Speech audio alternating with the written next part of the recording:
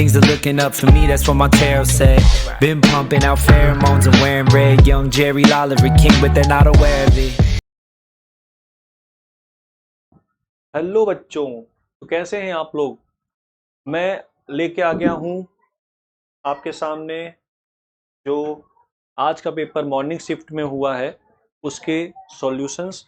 Late इसलिए हो गया है क्योंकि एक्चुअली जिस कोचिंग में पढ़ाता हूँ वहाँ पे लाइव रिकॉर्डिंग मैंने करी है, तो वहाँ पे आते आते मेरे को 3-4 बज गया रिकॉर्डिंग करके, और तुरंत आते ही मैं थोड़ा सा खाना वाना खाया और तुरंत वीडियो आपके सामने लेके आ रहा हूँ।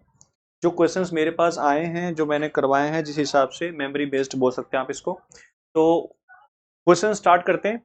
और कोई पेपर का अगर मैं लेवल देखूं तो इतना हार्ड नहीं पेपर आया है, पेपर आसान है। तो जो भी जिसका भी शिफ्ट कल के है पेपर में है, तो आज आप कहीं से भी आप देखें सॉल्यूशन, आप मेरे से देख रहे हैं तो कॉन्सेप्ट कुछ सिखा दूंगा मैं आपको, कुछ ट्रिक्स बता दूंगा मैं जो आपको काम आएगी। अप्रोच फास्ट, इसमें थोड़ी स्पीड चाहिए पेपर में। ये वाला ऐसा है कि खा जाओ पेपर, इस टाइप का पेपर है। मतलब पेपर आसान था, तो जिसने भी पेपर जो मेरे से जुड़े हुए हैं और जिसका पेपर आज मॉर्निंग में था, उनको मैं एक ही बात कहना चाहता हूँ कि अगर पेपर का लेवल देखें और आपने इसमें 60 से 70 के ऊपर नंबर अगर लाए हैं मैथ में, तो आपका कंफर्म है कि आपका 99 परसेंटाइल आराम से बन जाएगा। क्योंकि बहुत बच्चे मार खाएंगे सिली मिस्टेक्स में, और इसमें होने की चांसेस हैं। अभी आपको सोना है, चलो स्टार्ट करते हैं। तो पहला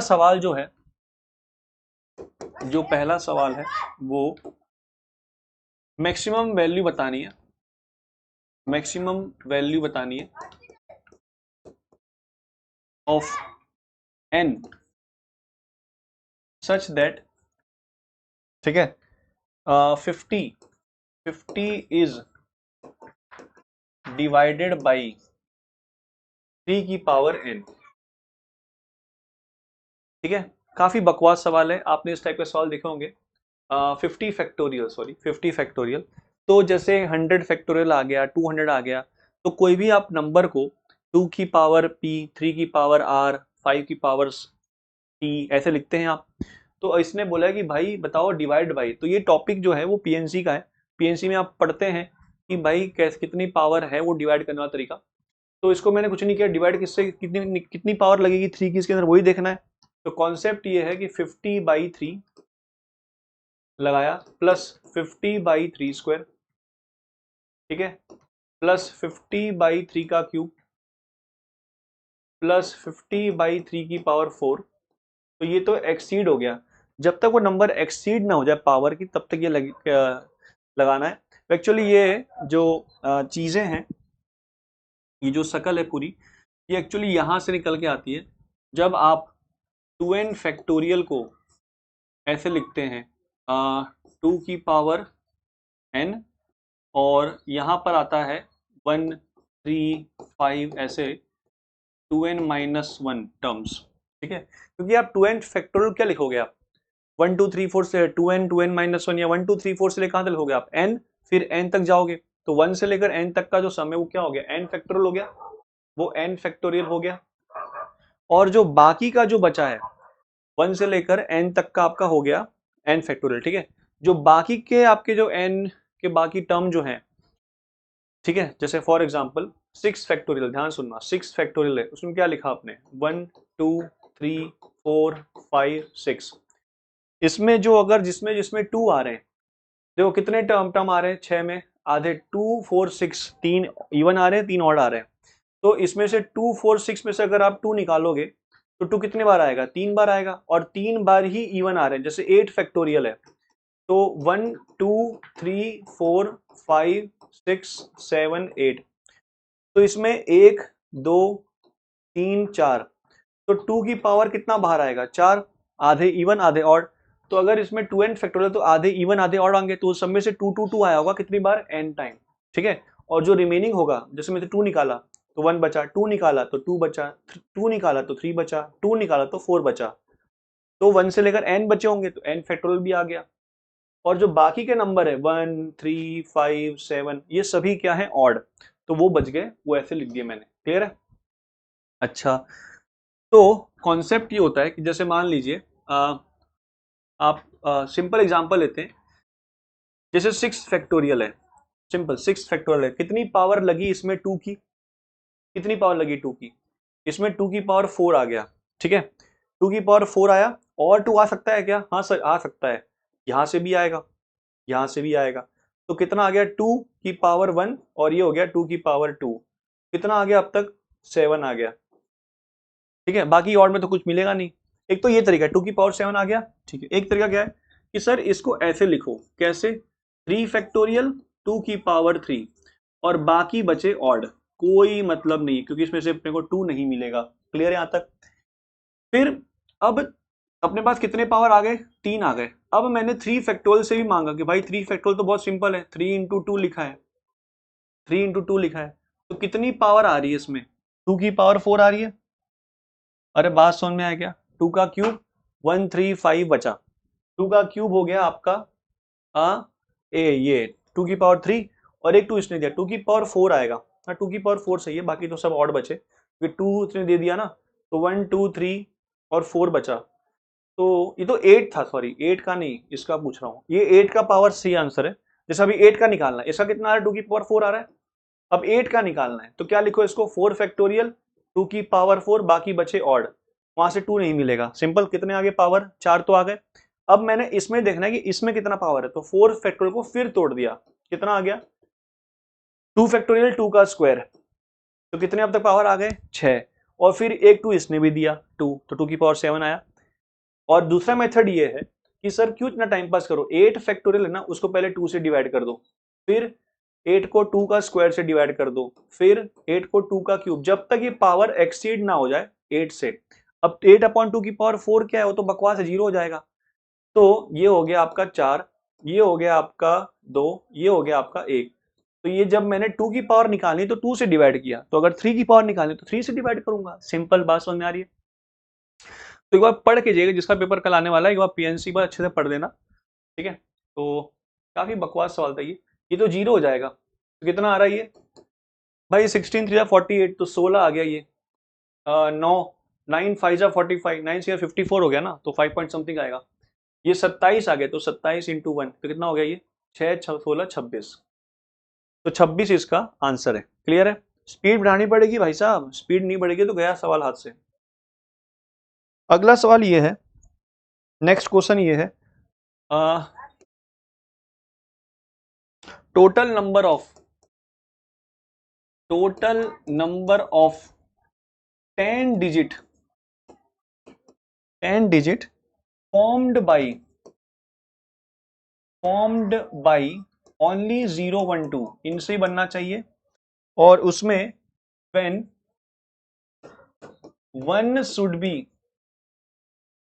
1 जो है वो शुड बी एटलीस्ट 5 टाइम, कम से कम 5 बार आना चाहिए, एंड 2 शुड बी, जो 2 है शुड बी एग्जैक्टली 3 टाइम, और 2 की बात वही बोली है कि 2 सिर्फ 3 बार आना चाहिए, 2 सिर्फ 3 बार आना चाहिए। क्लियर है यहां तक।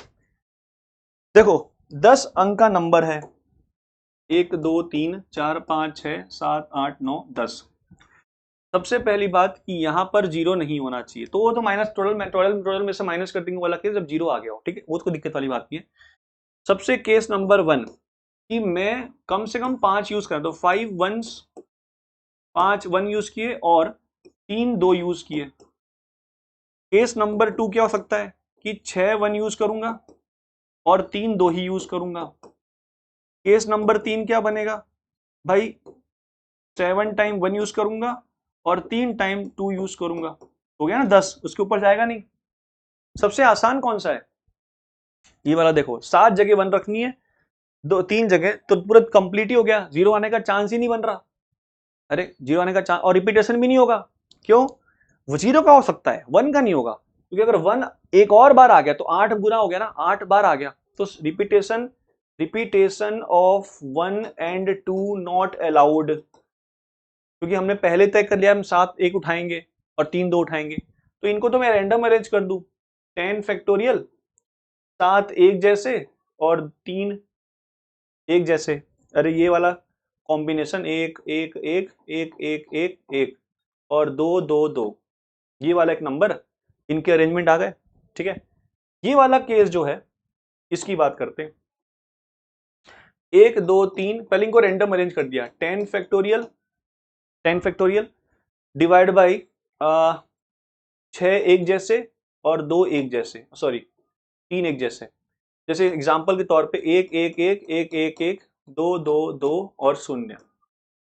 सिंपल एक काम करो, उसमें से वो वाला केस हटा दो जब जीरो आके पहले बैठ गया हो, जीरो आके पहले बैठ गया हो, माइनस वो वाला केस जब जीरो आके पहले बैठ गया। तो भाई वैसे 7 3 6 3 9 थे, ठीक है, एक ही केस हटाना जिसमें जीरो आ गया। तो मेरे पास 1 2 3 4 5 6 7 8 9, तो 9 फैक्टोरियल जिसमें 6 एक जैसे और 3 एक जैसे।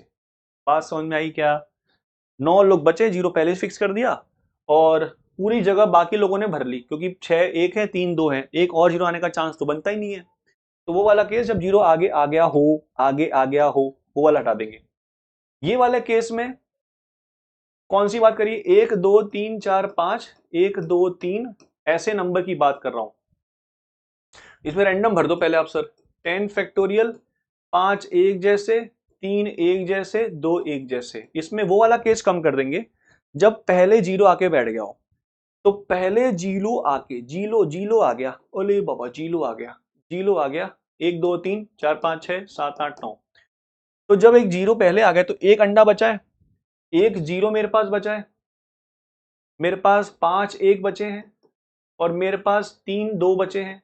तो इनको मैं कैसे अरेंज करूं? 9 फैक्टोरियल, ठीक है, 9 फैक्टोरियल, एक ही जीरो है तो क्या ही लिखूं मैं? 5 एक जैसे और 3 एक जैसे।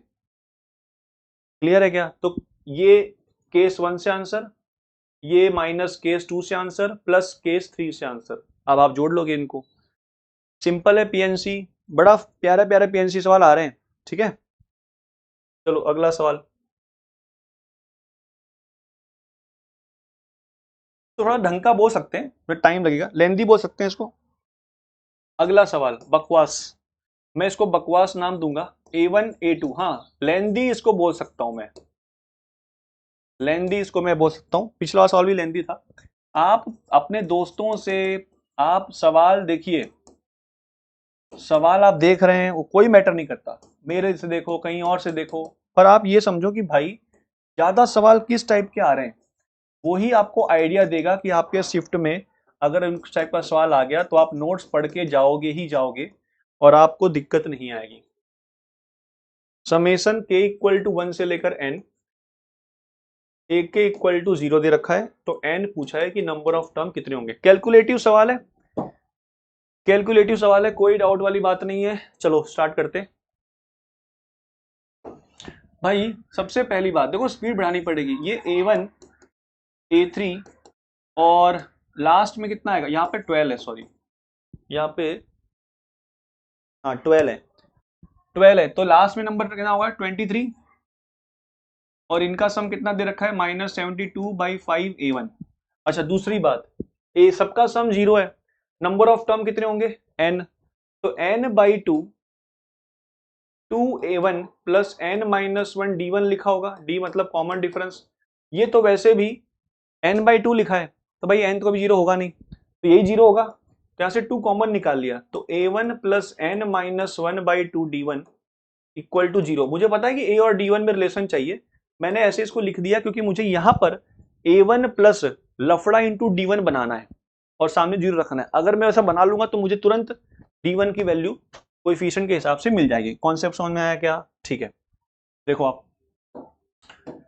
तो मैंने क्या किया, मैंने इनका सम किया। अब ये भी एपी है और इसमें अगर मैं नंबर ऑफ टर्म देखूं तो ऐसे दिख रहा है, कौन गिनने जाए? 12/2, 12/2 2A1 और नंबर ऑफ टर्म कितने? 11 और D1, ठीक है, 11 D1, या ऐसे कर लो आप D1, ठीक है ना। और कितना डिफरेंस है D1 का? यहाँ पर 2 D1 है, क्योंकि अगला नंबर 2D जम करोगे आप, तो यहाँ पर 2 D1 लिखा हुआ है। अरे बात समझ में आ रही है? नंबर ऑफ टर्म कितने? नंबर ऑफ टर्म कितने हैं? 12, 12 माइनस 1, और D कितना है? 2D1 है, ठीक है। तो यहां से -72/5 A1 लिखा हुआ है, तो देख लेंगे, पहले 2 मार दो, तो 12 A1 प्लस 11 D1 लिखा है, और -72/5 A1 है।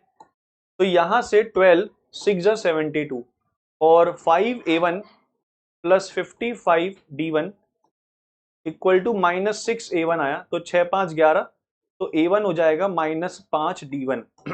तो देखो मिल गया ना, A1 plus 5 D1 equal to 0। तो 5 कंपेयर कर लूंगा इससे, तो 5n-1/2, तो n आ गया 11।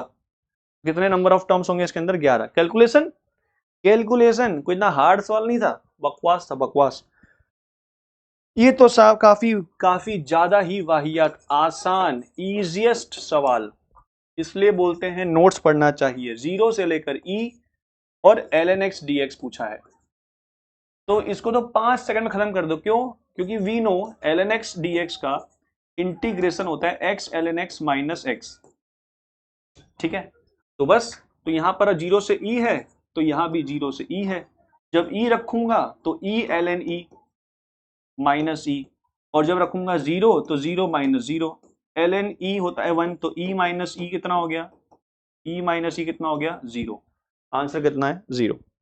सवाल भाई लंका लगेगी इस बार, अगर आपने पेपर में स्पीड नहीं बढ़ाई होगी तो अगले जिसका भी अटेम्प्ट आने वाला है स्पीड बढ़ाइएगा। ये सवाल डुएबल है, और मैं कह सकता हूं बेसिक है हाइपरबोला का। हाइपरबोला पे सवाल आया है बेसिक। तो इक्वेशन भाई ने दे रखी है x² / a² minus y² / b² equal to 1। तो इसका मतलब अगर y पर नेगेटिव है, तो मैं देखो सवाल के साथ साथ बता रहा हूं मैं, अगर y पे नेगेटिव है इसका मतलब कि ये फ्लैट हाइपरबोला है। जैसे अगर ये मान लो ऐसा होता y² / b² minus x² / a², तो x, अगर y x को 0 कर दोगे तो y मिलेगा, और y को 0 कर तो x मिलेगा ही नहीं।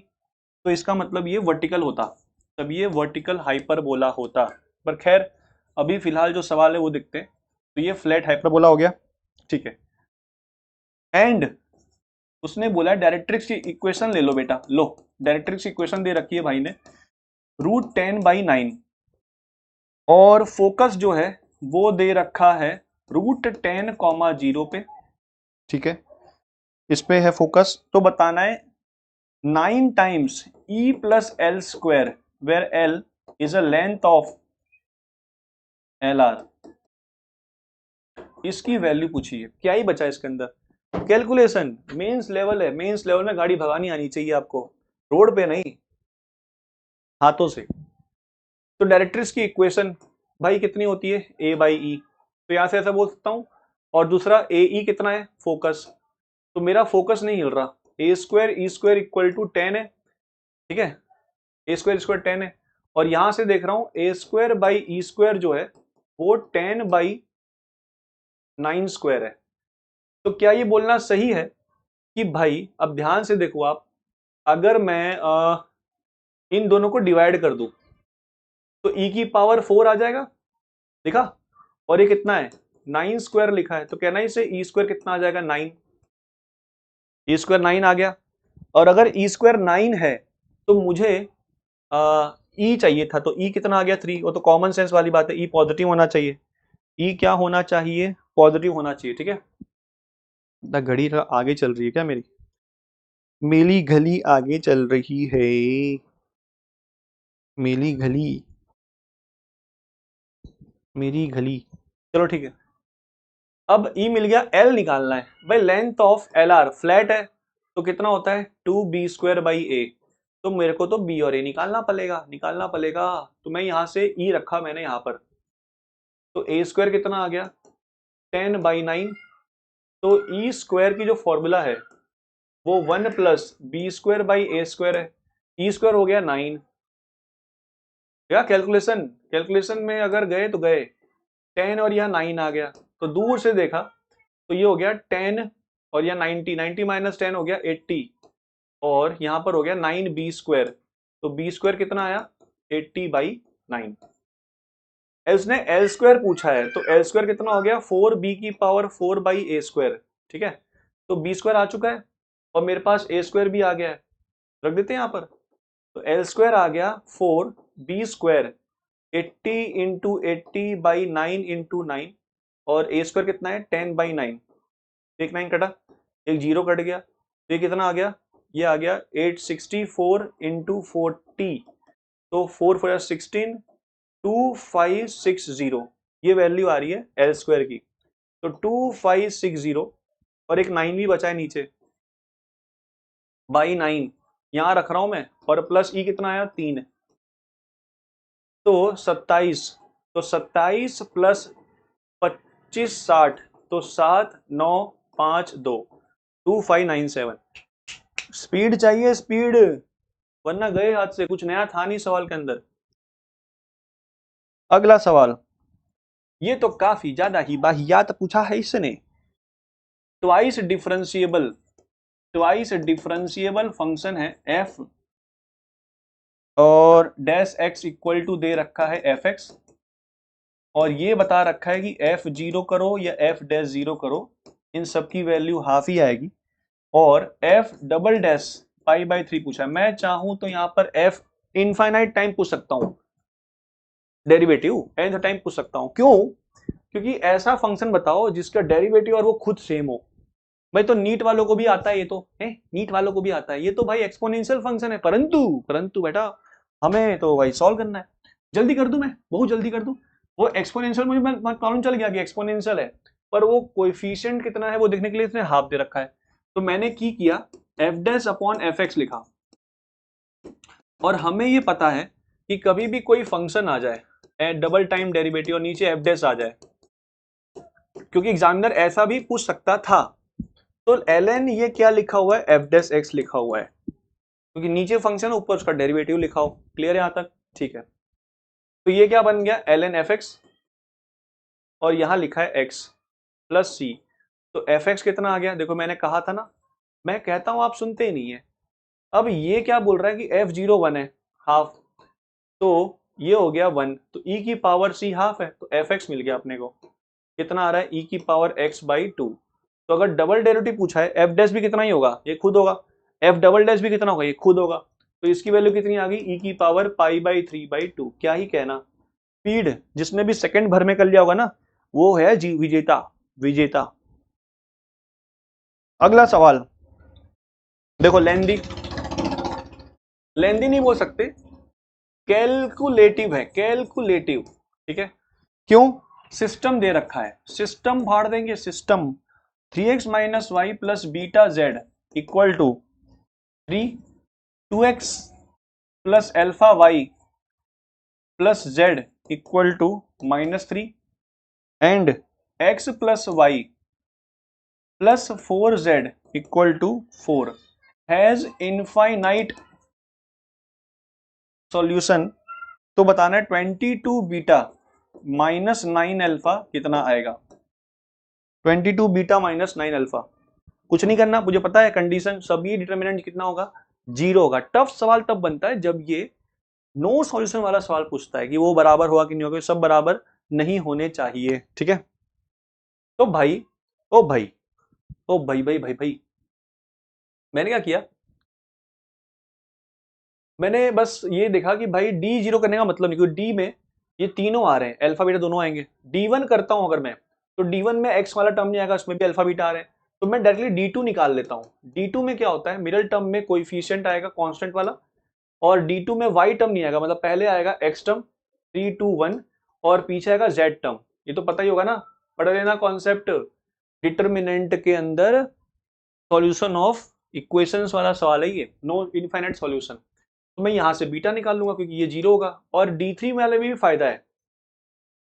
D3 वाला फायदा क्यों है, क्योंकि लास्ट टर्म में क्या आएगा, कांस्टेंट नंबर आएगा, पहले वाला टर्म आएगा और y टर्म आएगा, बस कौन सा टर्म नहीं आएगा, कौन सा टर्म नहीं आएगा, z नहीं, क्योंकि मैं D3 निकाल रहा हूं। अगर D1 निकालना होता तो D1 में x टर्म नहीं आएगा, पहले वाले में कांस्टेंट आ जाएगा, दूसरे वाला में y आ जाएगा, तीसरे वाले में z आ जाएगा। क्लियर है यहां तक? ठीक है, अब कैलकुलेशन भगाओ गाड़ी। तो 3 माइनस 12 माइनस 4 माइनस 16 और -3, 8 माइनस 1 7 और प्लस बीटा, ये हो गया 8 प्लस 3 11, तो ये हो गया -48 माइनस 21, तो 48 माइनस 21 हो गया माइनस 69, तो 69/11 आ रहा है बीटा। ऐसे ही करना चलेगा, ऐसे ही गाड़ी भागनी है तो वैसे ही मैं क्लास में कराता हूँ, फटाफट गाड़ी भगाने वाली बात है। और इसमें 3, इसमें कितना हो गया 4 अल्फा प्लस 3, 4 अल्फा प्लस 3 फिर प्लस 1 कितना हो गया 8 प्लस 3 11, अरे ये 8 प्लस 3 और प्लस 3 में 2 माइनस अल्फा 0, ठीक है ओके।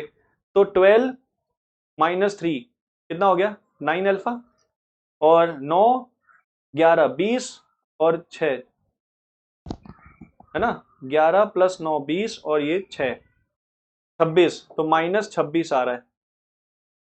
एक मिनट एक मिनट एक मिनट एक मिनट एक मिनट, ये लिखा है ना 3 2 1 D3 है ना, हाँ -1 अल्फा 1 और 3 माइनस 3 4 है, कांस्टेंट टर्म है। इसको मैंने किया 4 अल्फा प्लस 3 ये सही लिखा है, प्लस अल्फा 1 8 9 10 11 ये भी सही लिखा है, और 3 लिखा है 2 माइनस अल्फा ये भी सही लिखा है। तो 12 माइनस 3 ये हो गया 9 ये भी सही है, और 9 प्लस 11 20 26 माइनस 26, तो अल्फा कितना आ गया -26/9। तो भाई 9 अल्फा तो मेरे को दिख गया प्लस 26, अरे दिखा गया -9 अल्फा 26, और 22 बीटा इसको मैंने 22 से मल्टीप्लाई कर दिया है, तो ये 2 हो गया, तो 69 इंटू 2 ही होगा 18 और 138, तो 138 और 26 कितना हो गया 3 4 5 6 164, कितना आंसर आएगा इसका 164, ठीक है। चलो अगला सवाल करते हैं, फटाफट फटाफट फटाफट। टर्म इंडिपेंडेंट, ये सवाल आपके मॉड्यूल में होगा ही होगा, और कौन सा टॉपिक है ये, बाइनोमियल थ्योरम। बाइनोमियल थ्योरम का सवाल आ गया ये, जो कि काफी बकवास है। Term independent of x, term independent of x पूछा है, मतलब कांस्टेंट टर्म पूछ रहा है, और जो एक्सपांशन है वो x प्लस 1 एक्स की पावर 2/3 प्लस 1 माइनस एक्स की, मैंने एडवांस की एक सीरीज में इस टाइप का सवाल कराया है, जिसने भी ये सवाल इस टाइप के देखे जिसमें गंदी गंदी पावर है और आप उसको फैक्टराइज करके सॉल्व करते हैं, देखो इसी टाइप का सवाल एग्जाम में भी आ गया, ठीक है, इस टाइप का सवाल एग्जाम में भी आ गया। देखो करना ये है कि इसमें ध्यान से देखो, तो x प्लस 1 आपको दिख रहा है ना, पर आपको x प्लस 1 दिख रहा है, मुझे x प्लस 1/3 का होल क्यूब प्लस 1/3 की पावर होल क्यूब, देखो इसका कोई लफड़ा तो है नहीं, पहले से ही 1 है ये कितना हो गया x ही लिखा हुआ है। अच्छा मतलब एग्जामिनर अगर मेरे को x की पावर 4 का कुछ पूछता है तो मैं इसको 1/4 की पावर 4 कर सकता हूँ क्या, ओके समझ में आया। तो ये कौन सी फॉर्मूला यहाँ पर लग रही है, यहाँ पर देखें तो a cube plus B cube लग रहा है, जहां पर a जो है वो x की पावर 1/3 है और b 1 है। फॉर्मूला क्या होगा a क्यूब b क्यूब का, a plus B A square दिखा plus B square minus A B. तो मुझे ये और ये दे रखा है भाई ने, ओ भाई ने मेरे को ये दे रखा है डिवाइड में, तो कहना इसे ये शकल जो पूरी है वो क्या बन जाएगी, x की पावर 1/3 प्लस 1 बन गई, अरे दिस डिवाइड बाय दिस है ना, दिस डिवाइड बाय दिस। इनकी तो चिल्लर लिखे हैं, तो इसको क्या लिखा मैंने √x माइनस 1, और इसको क्या लिखा √x प्लस 1, और इसको मैंने इसमें से √x कॉमन निकाल लिया, तो यहाँ पर √x माइनस 1 बचा, ये कैंसिल आउट हो गया। इनको ध्यान से देखा तो माइनस तो वैसे भी यहाँ पर कॉमन है, ये आ गया 1 प्लस 1/√x की पावर 10। अब देखो ध्यान से 1 कट गया, तो x की पावर 1/3 माइनस x की पावर -½ लिखा हुआ है। अब मैंने इसमें 10 CR देखा, क्योंकि हम जब भी इंडिपेंडेंट हो गया कोएफिशिएंट निकालना हो गया तो हम पिल्स का TR लिखते हैं, TR लिखा TR, तो x की पावर 10 माइनस r/3 इसकी पावर, और माइनस x माइनस ½ की पावर r, तो मुझे पावर को 0 करना है, तो 10 minus r/3 minus r/2 has to be 0, तो ये हो गया 20 minus 2r minus 3r equal to 0, तो r आ गया 4, यानी कि चौथे टर्म पे ये कांस्टेंट होगा, चौथे टर्म पे ये कांस्टेंट होगा। तो कितनी वैल्यू आ गई कांस्टेंट वैल्यू की 10c4, ये तो वैसे भी अब x मर जाएंगे, हाँ -1 की पावर r, तो -1 की पावर 4, यानी कि पॉजिटिव ही है, 10c4 इसका आंसर आएगा। स्पीड बढ़ाओ, speed speed speed.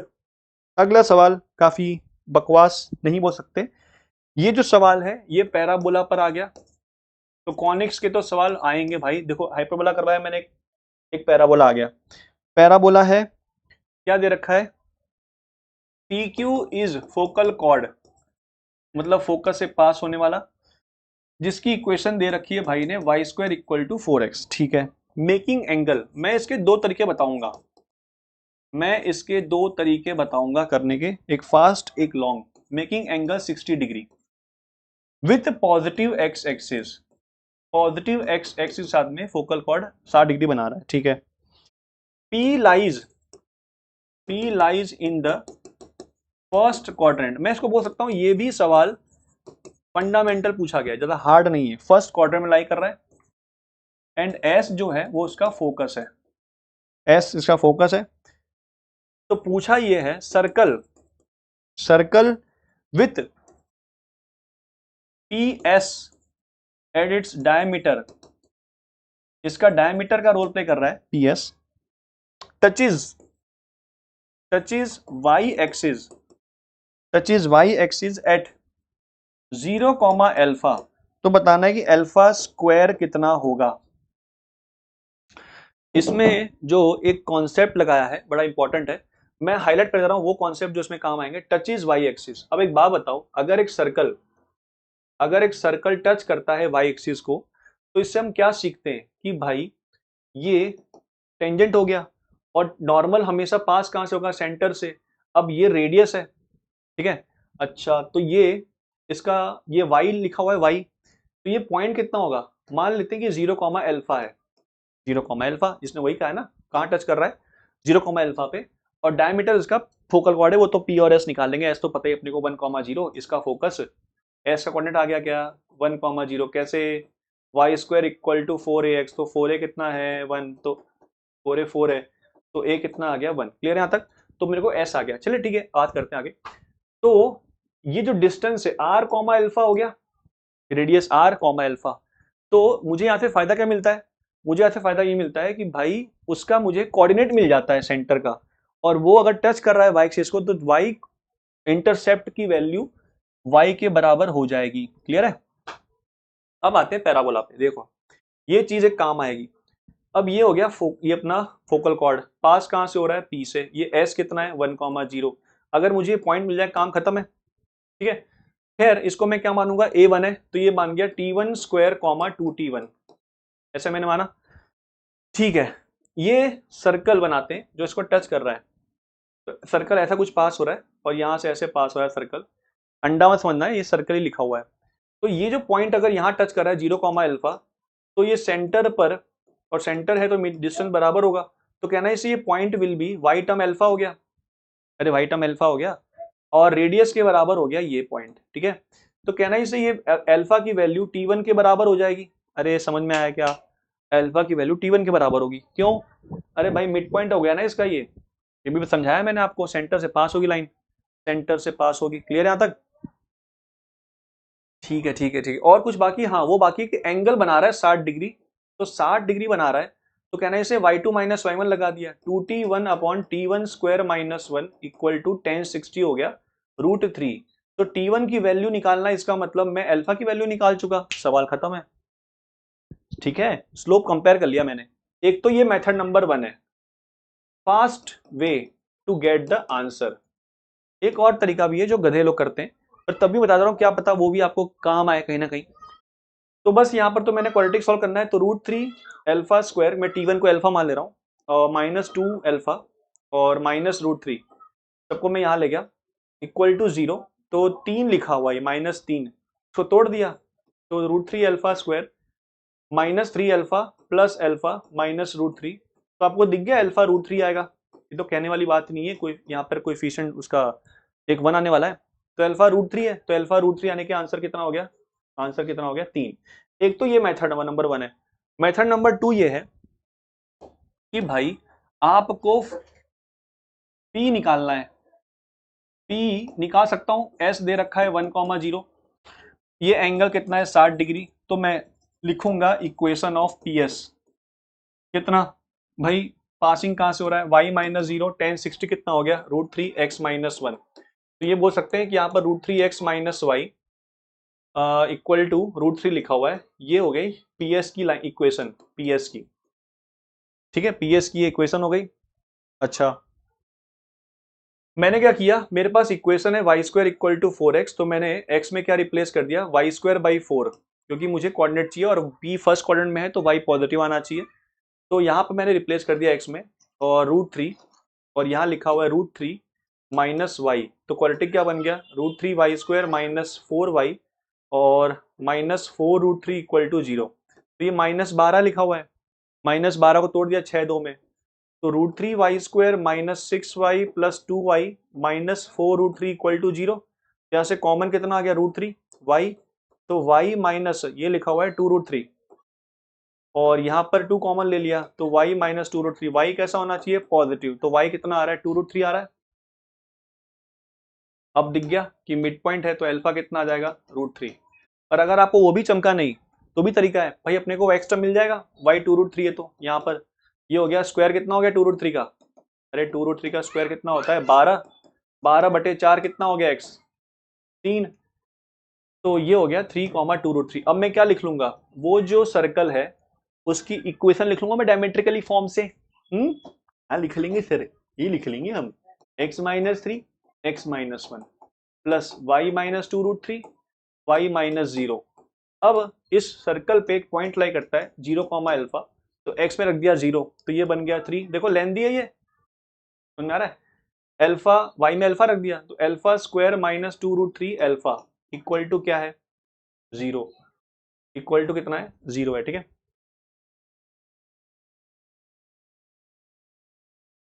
2√3 alpha equal to 0, तो क्वालिटी क्या बना, अल्फा² minus 2√3 alpha plus 3 equal to 0, ये अल्फा माइनस √3 का होल स्क्वायर लिखा है, तो अल्फा कितना आ गया, √3। काफी टाइम लग रहा है पर आंसर तो आ ही गया। तो कॉन्सेप्ट क्या था कि लाइन टच करता है y एक्सिस को तो क्या समझोगे, y टर्म हो जाएगा मैच, अगर वो टच करता होता x एक्सिस को तब उसका x टर्म बराबर होता वो x इंटरसेप्ट के। क्लियर है यहां तक, ठीक है।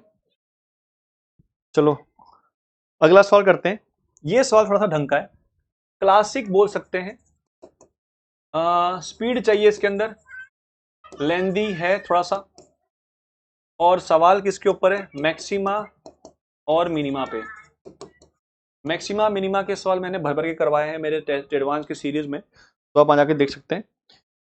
fx दे रखा है भाई ने, fx क्या दे रखा है भाई ने, 2x³ plus 9x²a plus 12a²x plus 1। सवाल देखते समझ में आ गया, काफी लेंदी जा सकता है क्योंकि क्यूबिक में दे रखा है और काफी ज्यादा टर्म दे रखे हैं। Local minima and local maxima जो है वो P और Q पर आते हैं, P एंड Q पे रिस्पेक्टिवली बोला है, तो मैंने लिखा भी उसी प्रकार से।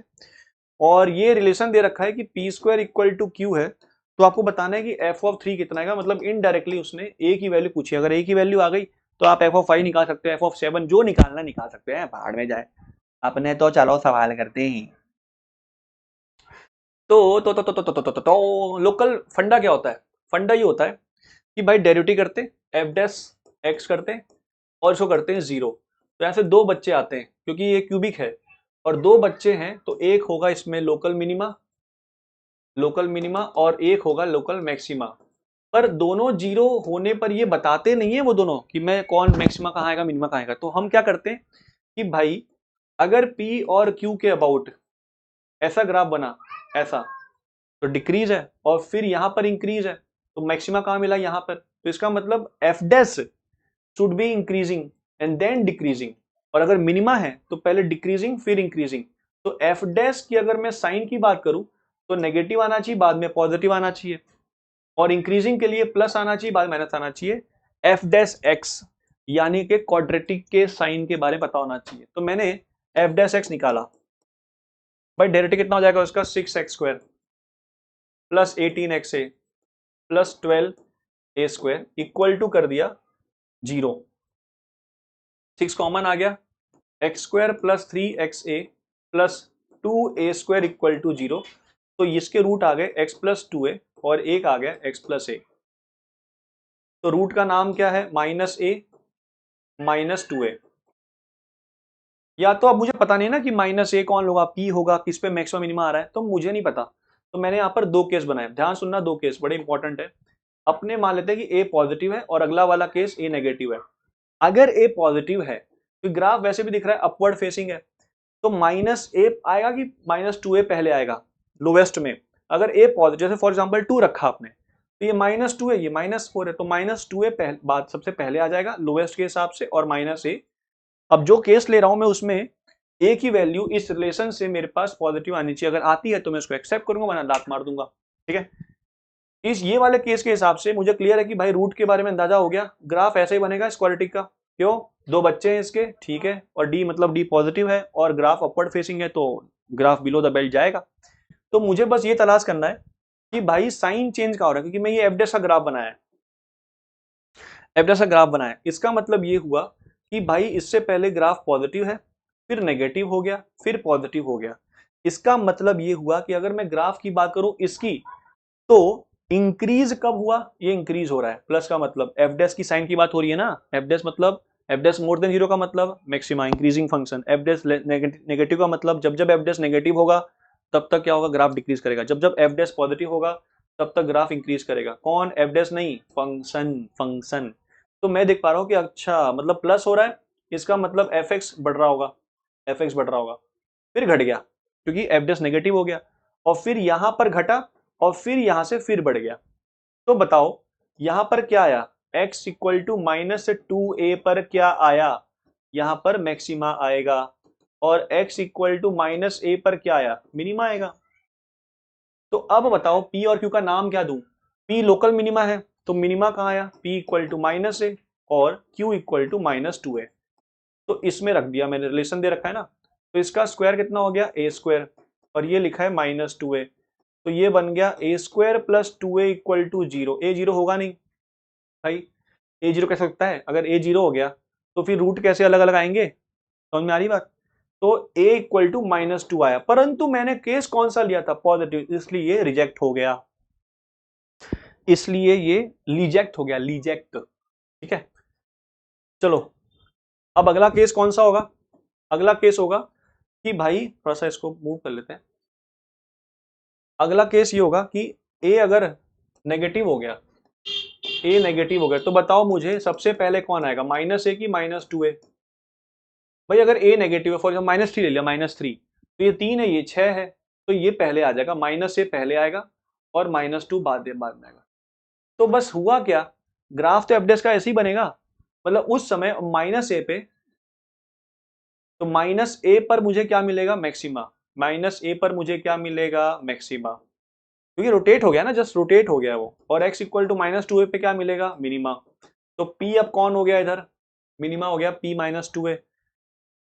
ठीक है, और q क्या हो गया, मैक्सिमम -a। तो नामकरण समझ में आ गया। अब वापस रखूंगा p स्क्वायर q में, तो p स्क्वायर यानी कि 4a square equal to -a, तो 4a plus a equal to 0, तो a कॉमन, a 0 होगा नहीं, तो 4a इक्वल टू -1, है ना, तो a कितना आ गया, -1/4। बधाई हो, घर में क्या हुआ है, -1/4, ये -4 आ गया। चलो अब इसको रख देंगे इसके अंदर, तो फाइनली F3 भी रख रहा हूं मैं। तो F3 कितना हो गया, फटाफट कैलकुलेशन, कितना हो गया ये, 27, 27 टू 54, और पीछे कितना लिखा है, 1, यही तो बचेंगे।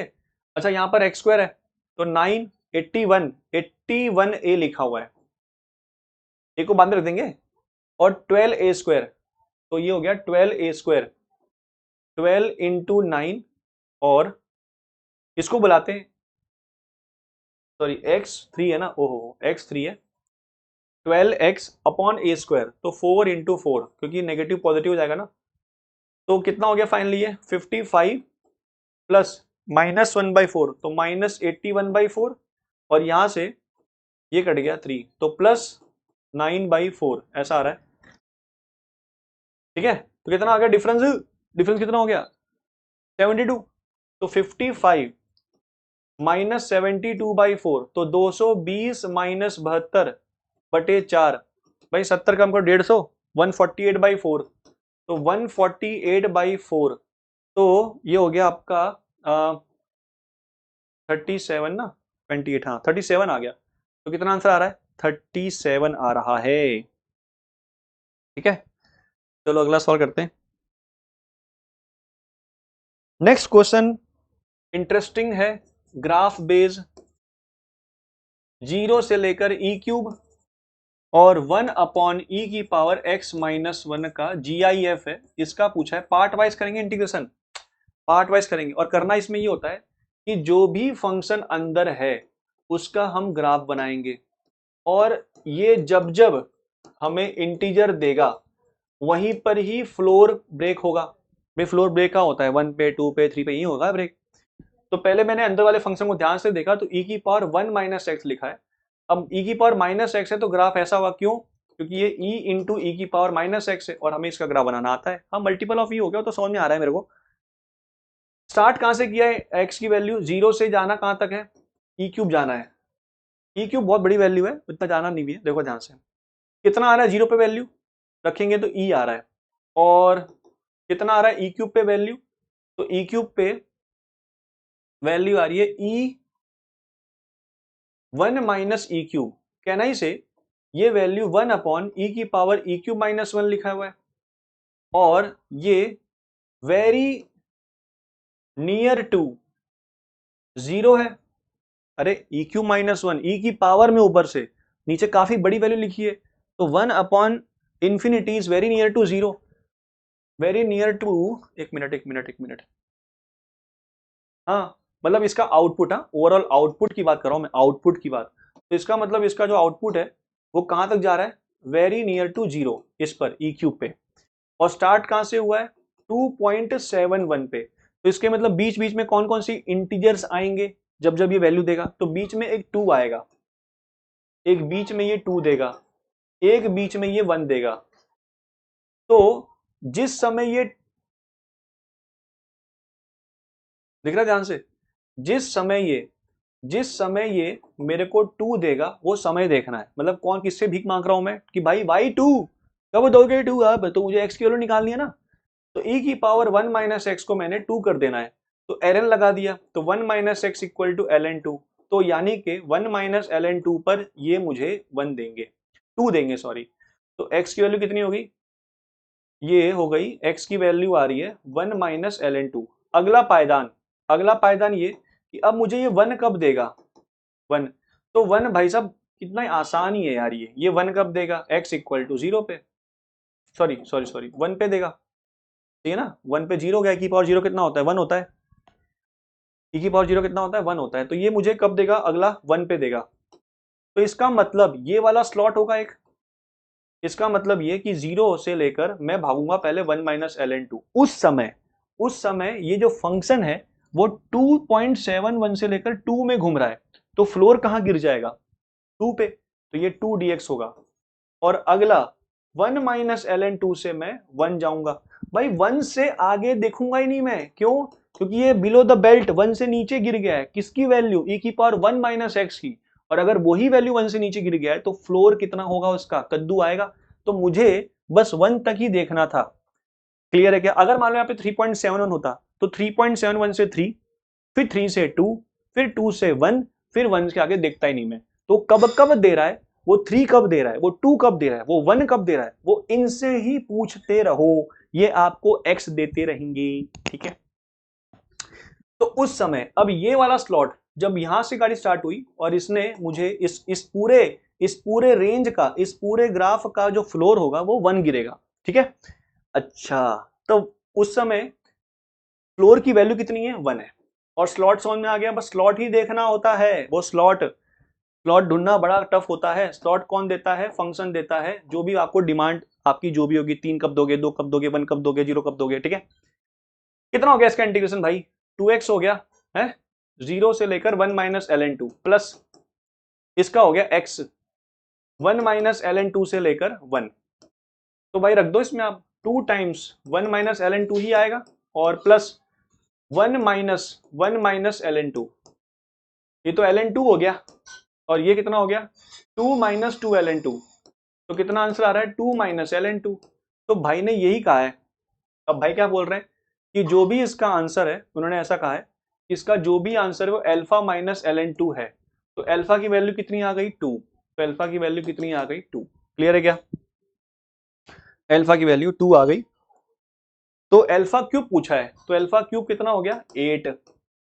ठीक है, तो ग्राफ बेस, जो भी एडवांस की तैयारी कर रहे हैं वो प्ले विद ग्राफ लगा लीजिए, उसमें भर भर के सवाल ऐसे पार्ट वाइज हैं। अगला सवाल लिमिट के ऊपर है, मेरा फेवरेट, क्योंकि इसके अंदर एल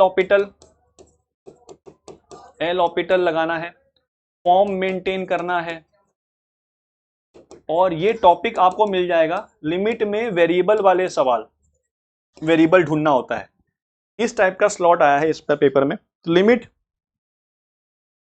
गामा माइनस 1 ई की power x square plus x square sine alpha X upon sine 2x minus beta x, इसकी वैल्यू 3 दे रखी है।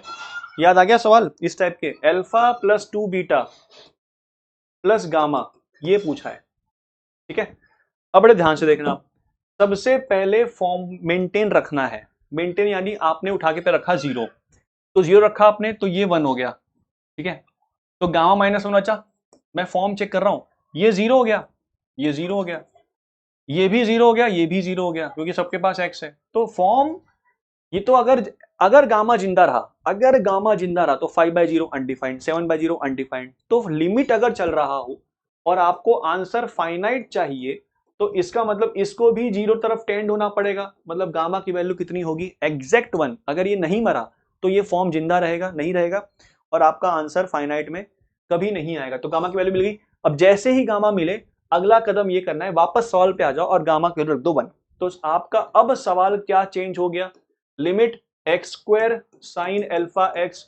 ओ हो मजे आ गए, मजे, क्योंकि मुझे यहां पर अल्फा एक्स दिखा, तो एक फॉर्म मुझे पता है, limit X tending to 0 sine alpha X upon alpha X, तब जाके ये 1 होगा, परंतु अल्फा नीचे लिखा नहीं है। तो मैं क्या करूंगा, मैं अपना कर्तव्य नहीं भूलूंगा, अल्फा एक्स से मल्टीप्लाई डिवाइड किया, ये 1 हो गया। तो फाइनली ऊपर रह गया अल्फा एक्स क्यूब, और नीचे लिखा हुआ है sign 2x minus beta x. मैंने फिर से फॉर्म चेक किया, तो ये 0, ये 0, मतलब कोई डरने वाली बात नहीं है, मक्खन तरह सवाल चल रहा है। अच्छा, अब मैंने क्या किया, मैंने लगा दिया एल ऑर्बिटल, मैंने लगाना है एल ऑर्बिटल। तो इसका डेरिवेटिव कितना हो गया, क्योंकि फॉर्म कब लगता है एल ऑर्बिटल, या तो 0/0 फॉर्म हो या तो इन्फिनिटी फॉर्म हो, तभी एल ऑर्बिटल लगता है। पढ़ लेना, वेरिएबल वाले सवाल खास कर लेना, खास करके। इसका डेरिवेटिव कितना हो गया अल्फा 3x स्क्वायर, इसका डेरिवेटिव कितना हो गया 2 cos 2x माइनस बीटा। मैंने फिर फॉर्म चेक किया, क्योंकि जब जब मैं डेरिवेटिव करूंगा मैं फिर फॉर्म चेक करूंगा, क्योंकि कहीं ये फॉर्म से भटक ना जाए, बड़ा डर होता है। तो आप ध्यान से देखो, x पर ये 0 तरफ टेंड हो रहा है, ये तरफ कहां टेंड हो रहा है, ये 0 हो गया, मतलब 2 माइनस बीटा लिखा हुआ है, मतलब फॉर्म ये है, और आपको आंसर 3 चाहिए। इसका मतलब इसको भी क्या होना पड़ेगा, 0/0 फॉर्म होना पड़ेगा। इसका मतलब ये हुआ कि बीटा की वैल्यू कितनी आ गई, 2 आ गई। अरे बेटा कितना हो गया 2। अब बीटा जैसे ही 2 मिला, तुरंत वापस सवाल में आ जाओ, तुरंत वापस सवाल में आ जाओ। तो सवाल में क्या दे रखा है वापस से, लिमिट एक्स टेंडिंग टू 0। ठीक है, या तो ऐसे बोल दो, यहां 2 रख दो, एक ही बात है। 3 alpha x square upon 2 common आ गया, क्योंकि बीटा 2 हो चुका है, और cos 2x माइनस 1 लिखा है, cos 2x माइनस 1। ओहो, हमने ये वाला भी फॉर्म देखा है, 1 minus x upon X square, limit x tending to 0 is always half. तो अंदर जो भी फंक्शन है वो उसके हिसाब से, तो अपना अंदर फंक्शन कितना है, cos 2x है, तो क्या करूंगा मैं, यहां पर मैं 4 मल्टीप्लाई डिवाइड करूंगा, जिससे ये नीचे आ जाएगा, मतलब 3 alpha by 2 limit x tending to 0, ये हो गया 1 upon cos 2x minus 1 upon 4x square, दिखा फॉर्म, 2x का होल स्क्वायर। अच्छा, तो मैंने इसको 4 दिया, अच्छा यहाँ पे भी 4 आएगा, ये वाला 4 तो यूज हो गया, ठीक है, 3 अल्फा बाई 8 लिखा है, ओके ना। ये सर माइनस हाफ होगा, क्योंकि 1 माइनस कॉस 2x होना चाहिए। कोई नहीं, कोई नहीं, अपना लिमिट हट गया, अपना लिमिट हट गया, और कितना आया 3 अल्फा बाई 8 इंटू, नीचे कितना आ रहा है, नीचे आ रहा है माइनस हाफ। ठीक है, तो कितना हो गया ये 2 4 जा, है ना, कट गया यहां से, तो यहाँ पर कितना आ गया -3 अल्फा बाई 4 और किसके बराबर ये 3 के। तो यहां से मुझे अल्फा कितना मिल गया -4, अल्फा कितना मिल गया -4 मिल गया। खत्म हो गया, अब तो सवाल क्या ही बचा। तो -4 प्लस 2 बीटा, कहाँ है बेटा, वो बीटा कहाँ है, 2 है, 2 बीटा, और गामा कितना है, गामा तो पहले ही मर गया था 1। तो 6 - 4 2, ठीक है, 1 मिनट से लिखा है ना, -8, ये -½ आ गया, ठीक है, -4, ये 3 अल्फा -4 है, तो अल्फा -4 है ये, अच्छा अच्छा, ओह कैंसिल हो गया ना, ये 4 कैंसिल हो गया, तो 1 आंसर आएगा, सही है, 1 आंसर आएगा। अगला सवाल आपके सामने, x² upon 18 plus y² by 8 equal to 1 दे रखा है, let point P lies on E eccentricity पर, सॉरी इलिप्स पर, such that S and S dash are the foci of ellipse, और sum of minimum PS into PS dash और plus maximum of PS into PS dash पूछा है। इसमें जो concept ये है कि अगर आपको PS का डिस्टेंस निकालना है तो ये तो पता होगा आपको कि ये E टाइम PM होगा, PM मतलब जो करस्पॉन्डिंग डायरेक्ट्रिक्स है उसका डिस्टेंस। अब ये डायरेक्ट्रिक्स जो ये वाली डायरेक्ट्रिक्स है उसकी इक्वेशन क्या होती है, A बाई E। तो अगर मुझे इतनी लेंथ निकालनी है, इतनी लेंथ निकालनी है, तो इतने में से कितना, A बाई E में से कितना कम कर दूं मैं, कितना कम कर दूं, A cos थीटा कम कर दूं, वही लिखा है, A by E minus A cos theta, ठीक है, और किससे मल्टीप्लाई कर दिया, E से। तो PS की वैल्यू कितनी आ गई, A minus A cos theta, A से मल्टीप्लाई कर दिया। सिमिलरली PS डैश जो है, PS डैश यहां से जो यहां तक की दूरी है, यहां से जो यहां तक की दूरी है वो उतनी दूरी होगी जितनी ये वाली डिस्टेंस की होगी, PM डैश की। तो PM डैश निकालना आसान है, यहां से लेकर यहां तक की दूरी A बाई E और ये A cos थीटा ऐड कर देंगे, तो डिस्टेंस निकाल रहे हैं ना, तो PS डैश, तो AE cos theta plus AE, तो PS इंटू PS डैश कितना हो गया, इनका मल्टीप्लाई कर दूंगा, तो A² minus A² E² cos square theta. अब सुनो, ये चीजें याद होनी चाहिए, ये एक तरह का शॉर्ट ट्रिक मान लो आप, ये शॉर्ट ट्रिक है क्या, PS का डिस्टेंस डायरेक्ट याद रखो, याद नहीं है तो भी निकाल लोगे आप with in a second, time लगेगा ज्यादा, ठीक है। अब इनका मिनिमम करना है, तो कहना ही से इसका मैक्सिमम जो होगा, हाले आपको दिखला है, हाँ दिखला है, इसका जो मैक्सिमम होगा, मैक्सिमम थोड़ा कलर चेंज कर देते हैं, इसका जो मैक्सिमम होगा, तो जब ये तभी होगा ना जब ये 0 हो जाए, तो मैक्सिमम वैल्यू कितनी आ गई, ये तो काफी ज्यादा ही खराब हो गया ये, हाँ, इसकी मैक्सिमम कितनी होगी, A², ये हो गया इसका मैक्सिमम वैल्यू। और मिनिमम कितना होगा, मिनिमम भाई मिनिमम तब होगा जब ये अपने हाईएस्ट पर हो, ये 1 हो जाए, तो A² माइनस A² E² ये सबसे मिनिमम होगा, और मैक्सिमम कब होगा, जब cos थीटा 0 हो जाए। क्लियर है क्या यहाँ तक, A², आई नो A², कितना है A² है 18 है A²,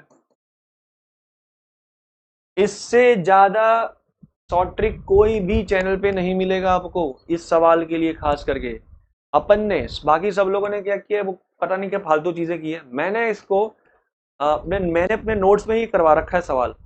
तो मिनिमम करना है, मैक्सिमम तो आ गया 18, अब ये A² E² निकालना है, व्हाट इज A² E², कहना इसे E² इस फॉर्मूला होती है 1 माइनस B² बाई A², तो ये A² माइनस B² लिखा है, तो अगर मैं इनका सम करता हूं तो ये A² माइनस B² यानी कि 18 माइनस 8 कितना हो गया 10।